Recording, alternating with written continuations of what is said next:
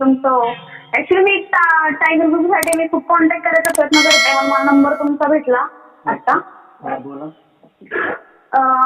मी मला थोडंसं प्रॉब्लेम मला सांगितलं तर. काय प्रॉब्लेम आहे बोला ना. प्रॉब्लेम असा आहे ना, मी जालन्याची आहे. अच्छा. हा तर म्हणजे ना एक इन्क्लिड फायनान्स मधनं ना पहिलं मी लोन घेतलं होतं. अच्छा. ठीक आहे, वर्ष म्हणजे 2 वर्ष झाली त्याला. तर मग जानेवारी मध्ये ना म्हणजे ते DSA वगैरे असतात ना, ते मध्ये ते मीडिएटर जे लोन वगैरे करून देतात, हा त्यांच्याकडनं करून घेतलं होतं. तर मध्ये त्या माणसाला जानेवारी मध्ये मला ते क्लोज करायचं होतं. तर माझे 90,000 पेंडिंग होते. तर मी तो काय मला बोलला तर तुम्ही 90,000 मला द्या, मी क्लोज करून टाकतो लगेच तुमचं लोन. आणि मी तिथे चुकी झाली का मी त्याला फोन पे 90,000 रुपये केले. अच्छा. ते जानेवारी मध्ये म्हणजे आता जवळजवळ 7 महिने झाले. तर त्याला म्हणजे मी मला खूप फॉलोअप घेते आता रोज. कालपर्यंत तो मी आता पाठवतो करत होता, अकाउंट नंबर द्या, मी 2 मिनिटात करतो 5 मिनिटात करतो, असे 7 महिने झाले त्याचे. अच्छा. तो मला कुठल्या प्रकार फक्त फोन वगैरे रिसिव्ह करतो येतो, पण फक्त तेच सांगतो का नाही मी आता ह्या प्रॉब्लेम मध्ये म्हटलं माझी आजी आजारी आहे, मग म्हटलं आजी एक्सपायर झाली म्हणजे मीच आजारी आहे, अशा सगळ्या काही गोष्टी करत येतो. आता कालपर्यंत मला म्हटलं का ते लोक ते मला देत आहेत, मी त्यांना रिटर्न केलं, त्यांनी बोलतो मी ऑफिसला त्यांच्या लोनवाल्यांच्या, पण त्यांचं तुमच्या लोन ID मध्ये वगैरे काहीतरी करेक्शन होते, त्यांनी चुकीची टाकली म्हणून तुमचं लोन क्लोज नाही झालं असं तो बोलला. तर मग मी समोरून तिकडे ज्या फायनान्स मध्ये केलं होतं तिथे मी चेक केलं त्यांना कॉल करून, तर ते बोलले का तुमचं असं क्लोजिंगसाठी वगैरे काय आलेलंच नाही. मग मी त्याला हेच बोलली नाशिक मध्ये तो, तर म्हटलं तू तर पेमेंट केलंच नाहीये त्यांना असं तसं. तर त्यांनी मला म्हटलं नाही त्यांनी मी पेमेंट केलं, फेक DD वगैरे त्यांनी मला पाठवला, अशा गोष्टी केल्या त्यांनी. आणि मला नाही कालपर्यंत त्यांच्या ऑफिसमध्ये कॅश आली आहे, ते तुम्हाला रिफंड करतायत, पण त्यांच्या प्रोसेस असतात खूप, पैसे घेताना असे प्रोसेस नाही घेत बोलते तो, पण देताना वगैरे प्रोसेस असतात खूप सगळ्या अशा. तर परवा आपण बोलला का त्यांच्या ऑफिसमध्ये ना सॅटर्डेला कॅश आली आहे, पण 3 वाजता बंद होऊन गेलं म्हणे, मग मी काही गेलो नाही तिकडं. तर मग कालपर्यंत तेच, मग परत बोलला की नाही त्यांचे काही रूल्स होते तर त्यांनी दिले नाही असे पैसे बोलला. नंतर बोलला मी सकाळी जातो आज आणि मी आज करतो, बोलतो तर बोलतो नाही आता काय ना मॅडम ते करत नाहीये, जाऊया मी माझी सॅलरी येऊन जाईल 2-3 दिवसामध्ये, मग मी तुम्हाला त्याच्यातनं टाकून देईन. असंच तो करत आहे. त्या अगोदर पण म्हटलं की माझ्या घरातलं सोनं ठेवून देतो म्हणतो आणि मग मी तुम्हाला पैसे देतो माझ्या खिशातले असं बोलला. अच्छा. फिरवा फिरवी करतोय का? हा 7 महिने झाले तब्बल. आज सकाळी पण तोच विषय, आज बोलतो माझ्या घरी प्रॉब्लेम झाला, माझ्या घरी काहीतरी मॅटर झाला, मी पुण्याला चाललोय, 2 दिवस मी काय नसणार आहे असं बोलतो. अच्छा. तुम्ही काय काम करता? मी इकडं गुजरातला सध्या जॉब करते, मी ग्राफिक डिझायनर आहे. अच्छा अच्छा. तो नाशिक मध्ये, त्याचं फक्त माझ्याकडे आधार कार्ड आहे. अच्छा. नाव काय त्याचं? उमेश नाव आहे त्याचं, उमेश समासण्याचं काहीतरी नाव. अच्छा ठीक आहे. तुमच्याकडे ट्रान्झॅक्शन वगैरे केलेले हे असेल ना, स्क्रीनशॉट वगैरे? हा, फोन पेला स्क्रीनशॉट वगैरे सगळे. आणि मी त्याला इतके दररोज कॉल वगैरे करते.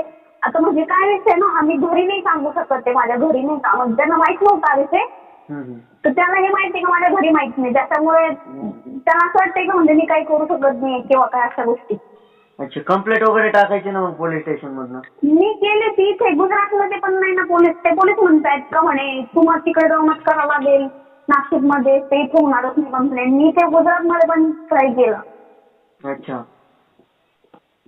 आणि त्यानेच उलट मी मध्ये भावाला ना, म्हणजे माझे मावस भाऊ वगैरे आहेत ना जरा, तर त्यांना सांगितलेला असा विषय झाला, तर त्यांनी फोन वगैरे केले त्याला आणि म्हणजे जसं शिवाय केली का तू देत नाही वगैरे असं तसं, तर तो दुसऱ्या दिवशी त्याने स्वतः पोलीस स्टेशनला जाऊन माझीच कंप्लेंट करून दिली माझ्या नावची, काहीचे भाऊ असं ते करतात कॉलसाठी वगैरे अशा काही गोष्टी. अच्छा ठीक आहे. एक काम करा, माझ्या व्हॉट्सअपला तुम्ही त्याला पैसे वगैरे पाठवलेले स्क्रीनशॉट सेंड करा, आणि ते तुम्हाला त्याने फेक डॉक्युमेंट वगैरे पाठवलेत ना?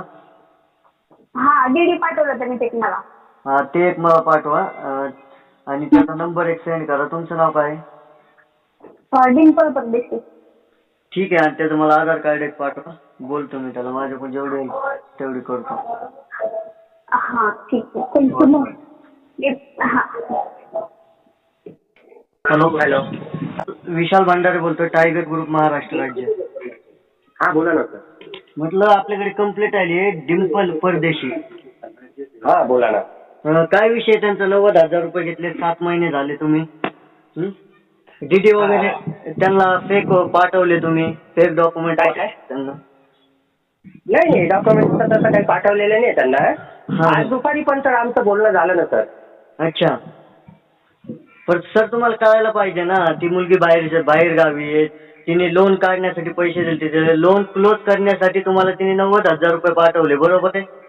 तर ऐका आता मी तुम्हाला विषय सांगतो. मी तुमच्या ऑफिसला सुद्धा चौकशी केली तुम्ही एकही रुपया भरलेला नाहीये बरोबर आहे. ऐका ना सगळं सांगतो तुम्हाला. हे बघा आता तुम्हाला त्यांनी सांगितलं असेल आता नेमकं त्यांनी तुम्हाला काय सांगितलं ते नाही माहिती. मी तुम्हाला सांगतो सर बघा मी मागच्या 10 वर्षापासून काम करतो लोनचे.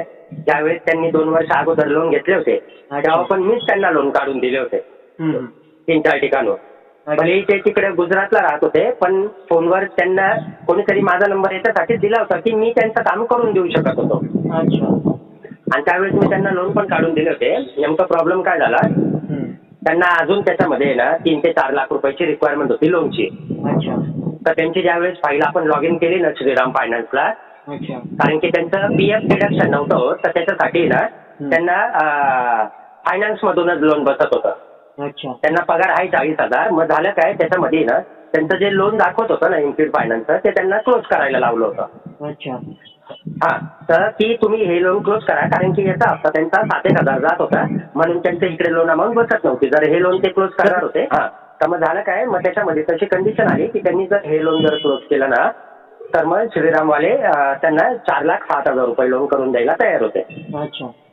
हा मग मी ही गोष्ट मॅडमांना सांगितली. मग त्याच्यामध्ये साधारणतः आमचा महिना गेला. मग मॅडम म्हणे ठीक आहे माझ्याकडनं जर ऍडजस्ट झाले तर मी बघते. म्हटलं मॅडम तुम्ही ऍडजस्ट करा तुम्ही ऑनलाईन पे करून टाका म्हटलं तिकडं. तर त्यांच्याकडनं काही ती गोष्ट होत नव्हती. मग त्यांनी ते पेमेंट पाठवलं इकडे. मग इकडे नेमकं आहे ना त्यांनी जे त्यांचं लोन स्टेटमेंट जे पाठवलेलं होतं लोन अकाउंट नंबर मेसेजमध्ये सगळं जे इन्फिड फायनान्सचे ऍक्च्युली माझं कॉर्पोरेट डीएस आहे स्टार पॉवर्स म्हणून जे की सगळ्या बँकांचे लोन करतो home loan mortgage loan personal loan business loan हे सगळे लोन. तर त्यांनी ज्यावेळेस पेमेंट पाठवलं ना ते इकडे दिलं आणि नेमकं चुकून झालं काय माहिती आहे का ते दुसऱ्या लोनला आहे ना त्यांनी रिपेमेंट केलं. म्हणजे लोन नंबर चुकला ते दुसऱ्या लोनला रिपेमेंट झालं. आता मागच्या कमीत कमी 1 ते 1.5 महिन्यापासून मी साधारणतः दर दिवसाआड तिथे चक्रा मारून ती गोष्ट क्लिअर केली आणि आजची 23 तारीख आहे तर 25ला म्हणजे परवा. तर परवा त्यांना ऍज इट इज त्यांनी जे 89,400 जे पेमेंट केलेलं होतं ते पेमेंट त्यांना रिटर्न करणार आहे. उलट मागच्या 2 महिन्यापासून त्यांना जो ईएमआय लागला ना ते इकडून चुकी झाली होती म्हणून ते ईएमआयचे पैसे सुद्धा त्यांना मी पाठवले 17,000 रुपये.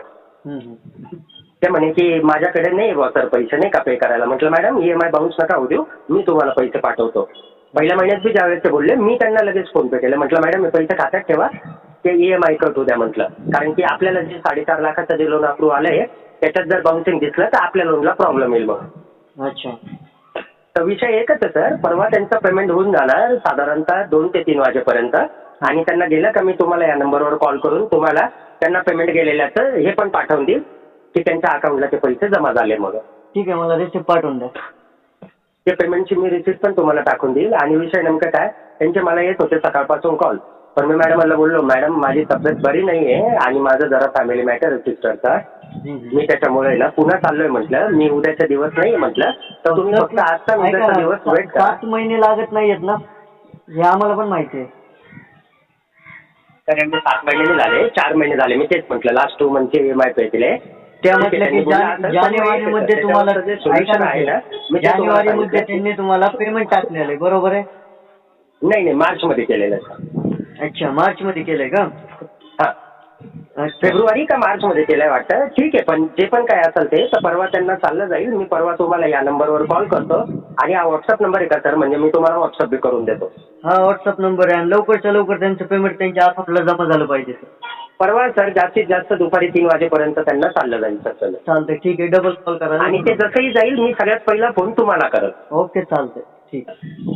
आणि हॅलो ऐका ना सर. हा बोला ना. तुम्ही ट्रायगल रोडचे तुम्ही पुण्यावरनं बोलतायत का. नाही बीड जिल्ह्यामधनं बोलतोय.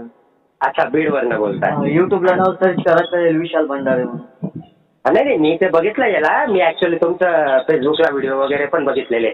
अच्छा अच्छा हा ठीक आहे. ओळखतो मी बीडमध्ये म्हणजे माझं येणं जाणं असतं तिकडचे पण जे आपले शाळेमधले जे शिक्षक लोक आहे ना त्यांचे लोन परभणीमधले नाही का आपल्या हा जवळच आहे. त्यांच्या शेळके वगैरे तुम्ही ओळखत असाल बघा जे मुख्याध्यापक होते शेळके. अच्छा. लोखंडे सर आता तिथल्या शाळेचे मुख्याध्यापक आहे आपल्या पूर्णामधले. हा ओळखतो ना त्यांना. त्यांना सुद्धा तुम्ही माझं नाव विचारा सर. मी ऍक्च्युली नाशिकवरनं पूर्णाला येतो त्यांच्याकडे त्यांच्या फायली करायसाठी. अच्छा. एवढे चांगले संबंध आहे. पण मग होतं काय माहितीये का नेमकं मी ऍज अ येतो मेडिएटर सर म्हणजे मी 2 वर्ष अगोदर त्यांना एवढे 4 ते 5 ठिकाणून लोन करून दिले. आज या गोष्टी 2 दिवस लेट झालं म्हणून मग माझ्या शब्दाची तिथं किंमत नाही राहिली आणि नाव खराब झाल्यासारखं झालं नाही का. बरोबर आहे ना. काय पण असं कधी नाही झालं सर की त्यांनी कॉल केला आणि मी त्यांचा फोन नाही उचलला आणि त्यांना रिप्लाय नाही केला म्हणून. बरोबर आहे ना. आता आपण जेवढं कारण की हे बघा मी ते काम करतो मला स्वतःला पेमेंट जर म्हटलं तर 60,000 ते 70,000 पेमेंट आहे. लोकांचे 70,000-80,000 घेऊ कोणाचं काय होणार आहे सर. बरोबर आहे का नाही. हा बरोबर आहे. पण मग ही गोष्ट मी त्यांना सांगायचा प्रयत्न केला तर त्यांनी मला काय सांगितलं की मी दुसऱ्याकडून घेऊन दिलेले होते मला तिथं द्यायचंय मला व्याज लागतं. आता शेवटी किती काय झालं तर तो नेमका त्यांचा इंटरनल मॅटर होतो. आता त्याच्यात मी तरी त्यांना मदती म्हणून मी त्यांना हे माहिती की नको बा तुम्ही ज्या गोष्टीसाठी क्लोजिंगला दिलं होतं ते होऊ नये म्हणून मी त्यांना पाठवले नाही का हप्त्याचे पैसे आणि त्यांच्या ह्याच्यात ओकाटू दिले. तर ते परवा जसंही होऊन जाईल त्यांना पेमेंट तर परवा मी फोन करेल सर तुम्हाला. ओके चालतंय. बीडला कधी आल्यावर करा कॉल मग भेटू आपण. नक्की सर तुम्हाला नक्कीच नेक्स्ट टाइम जेव्हा पण येईल ना मी तुम्हाला भेटूनच जाईल सर. ओके चालतंय. हॅलो. हा उमेश सोबत झालं माझं बोलणं आता.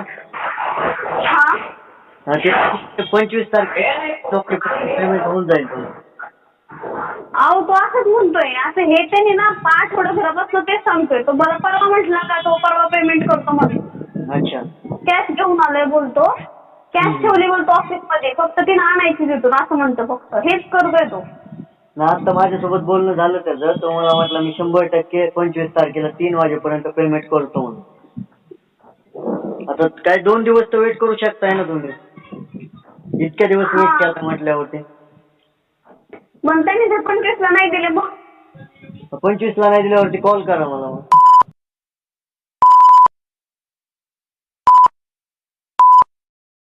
अच्छा असं आहे. चालतंय ठीक आहे तुमचं पेमेंट होऊन जाईल.